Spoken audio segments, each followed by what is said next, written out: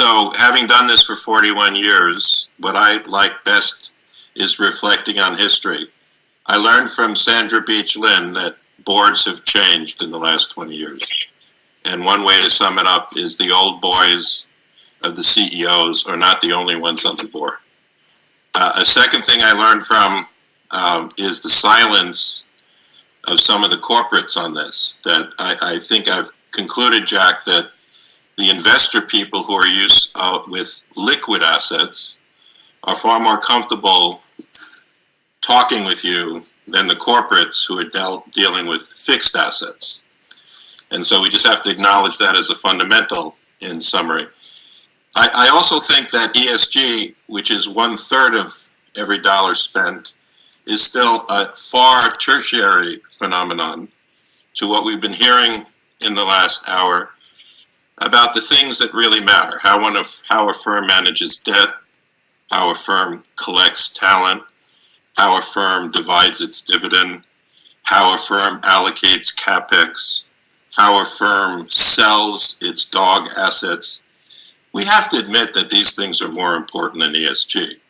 Now, ESG may influence those things, right? And ESG may tag those things. But I would be remiss, having done this for 41 years, to say that we are fully in an age of stakeholder capitalism. We are still in an age of speculative capitalism. It's been around for 450 years. It's based on human nature, not Jack Robinson. It's not based on Matt Piasecki. It's not based on Jeff Thompson. It's not based on the goodwill of all of us. We're just tiny little animals in this huge zoo called capital flow. Let's hear from the new people. I like this person from EDF. I started out at NRDC 41 years ago. I loved nailing corporations to the wall, right?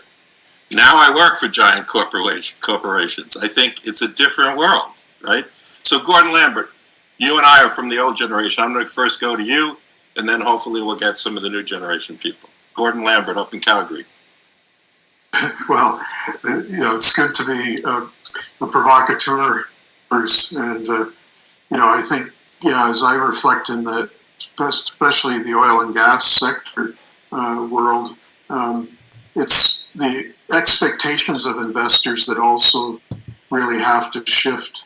And, that bringing your investors along is on the transition journey, like Dominic was suggesting, is mission critical work. It's building their trust in the change journey matters hugely. And if you can do that, just we mentioned trust on the boards, but trust between investors and management is very central. Thanks, Gord. Anybody else that wants to weigh in? Hey, Sydney, you're the youngest on the phone, on the WebEx. Sydney's been in Africa, India. She understands things. Israel, do you want to ask a question of all these people, Sydney? Gellerman.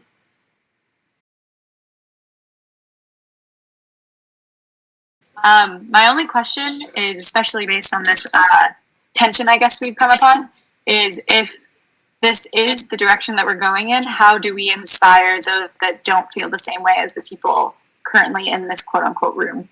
And how do you turn the table and attempt to persuade others effectively? That's a great question.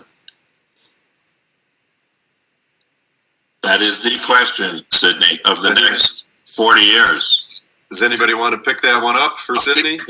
Ken does. I see Ken. A couple of quick things. One, Bruce, I think you're asking the wrong question in terms of saying that speculative capitalism has been around for however long. The point here is that ESG is a management process that helps people, whether you're an investor or a board member or a customer, assess the quality of how some company is managed. It's not every aspect of the company.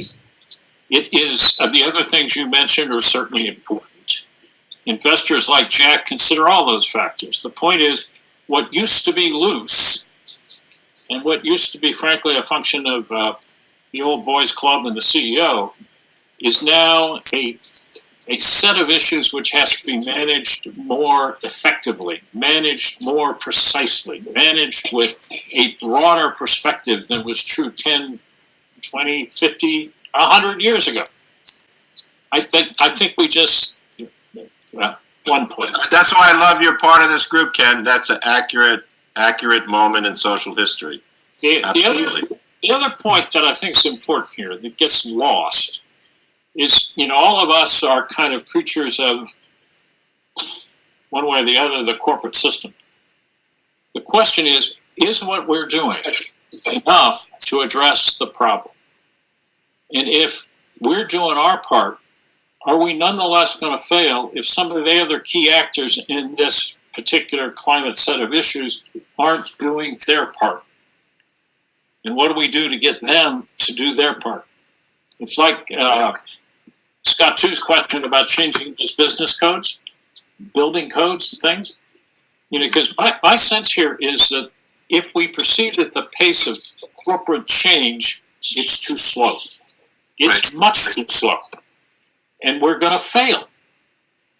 So, if you want to solve this problem, you've got to look at it from the larger perspective and say, who are all the key players that have to contribute, and are each of them doing enough that we've got a chance to succeed? Hey, Ken, this is Scott. One question for you then would be, what's the view then on who will win and who will lose in the future in our capital market? Enron cheated. They didn't win because they cheated. But who will win and lose in the future? How do we approach that? Is that, you know what I'm saying? To your point, it may be more, because I think there will be losers.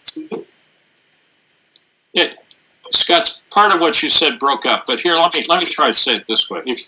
If I were trying to answer the question I just asked, it would be, we've got to get the SEC to have clear standards on disclosure. We have got to have government systems in this country that are reasonably responsive in terms of the time of change to meet the external world's requirements. We've got to have an expectation of transparency by government and companies that's sufficient so people can make intelligent decisions. We've got to have scientists who are going to tell us what the facts are, and we've got to have other people who are willing to follow the science. And we've got to get politicians who manipulate several of those levers to start being as responsible as we want corporate CEOs and corporate boards to be. And if we don't do all those things, we fail. No, I'm glad, Dominic, that you're able to join us, because I know there'll be 100 questions for you. But please, go ahead.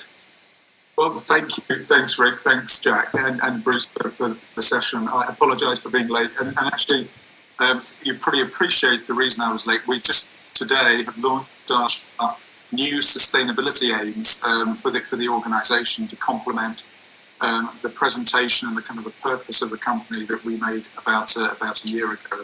And so really to the kind of heart of Rick's question, sustainability is very much part of how we do business now, no longer kind of adjunct or kind of sit outside of an organisation, and really quite foundational to how we progress and underpin our strategy, which is at its heart intended to cause the company to evolve from an international oil company to an integrated energy company, with a kind of a strong purpose of reimagining energy for people and our planet, and really all of our strategy and our kind of aims and sustainability kind of ladder up to that purpose. So I think for over a year now, we've sought to become a kind of very much a kind of purpose-led organisation, but do recognise that going through a kind of a transition from 98% oil and gas company to what we hope by the mid-century will be a net zero integrated energy company is phenomenally hard.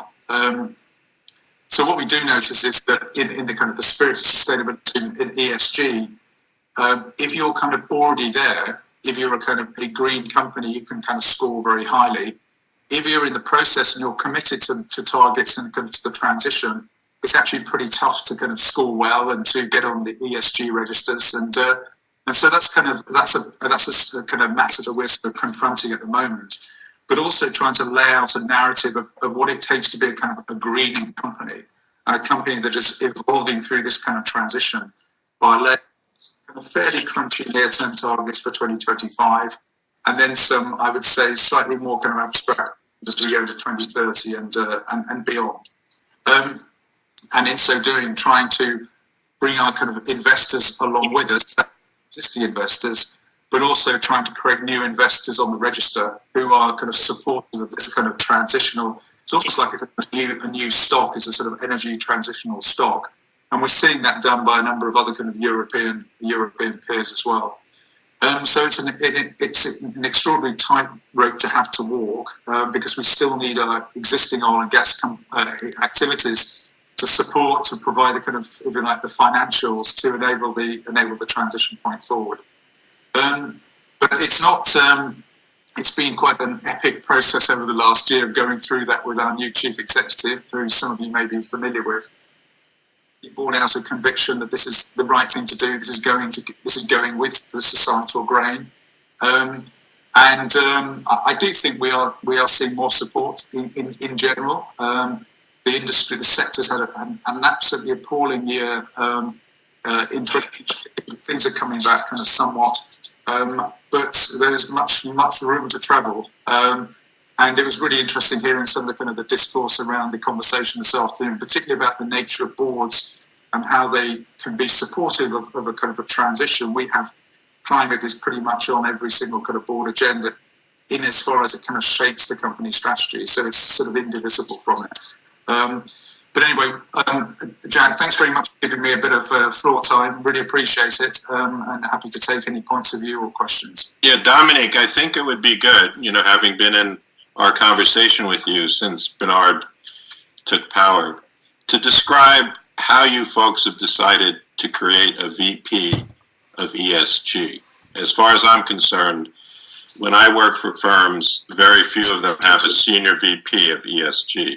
If you can describe how the board thought about that, what role you played, why Bernard Looney, did what he did with his 2.4 million in bonuses. I think this is an exceptional instance of a very transparent set of decisions that relate very much to mentoring, CEO activity, board activity.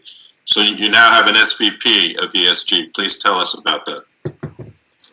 Yeah, thanks, Bruce. And it may be that role becomes a kind of a temporary role, but we actually felt we needed somebody to bridge between, if you like, the kind of sustainability activities of the firm and also the kind of investor relations activities of the firm.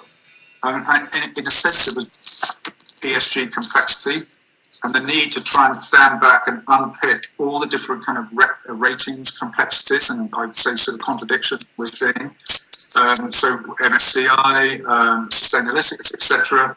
Then the layers of different kind of frames that are out there at the moment, which include things like the Transitions Pathway Initiative, which includes the Climate Action Benchmark, as well as an ongoing set of kind of sort of shareholder kind of resolutions. So really trying to pick all of that apart, and in many ways determining where we need to kind of focus, because we simply can't try and be good at all different components of that kind of, let's call it ESG ecosystem.